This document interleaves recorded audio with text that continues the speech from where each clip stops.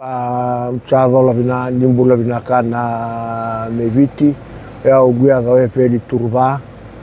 o ya ubachiku chiko ikorubuto o tumai Australia sale sumai salame dhakaba no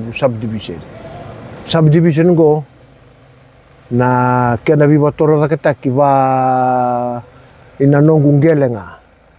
na nongu subdivision nga batakia wa bina bina kakina na matentu solia mevea una TLTB ndua na ilavo boto soaki na nongu subdivision sa dhaka o tia chini na lot sa lako talengo ya walu na lot me dhaka kina na viva toro dhakataki me sa volitaki na makete na wabina bina kachungo bikimdo na TLTB ndo so buke ya umetosa na nongu subdivision sa rawa sa wabina bina beke vimuto sa kosaranga na nongu tuba kona mbakini kuwa oche chini ngo oche tale walu oche dhaka tale walu ya na nongu subdivision na dhaka na mbakini kuwa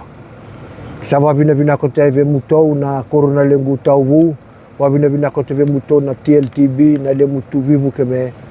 gi marau ngo wabina bina tekini yani mutu buke ya ukoto na kaiviti bala toya usasanga chiku nga batakiau senga nongu leo ni matangali ya nga batakiau ya usa adhoba chiku ngo na ono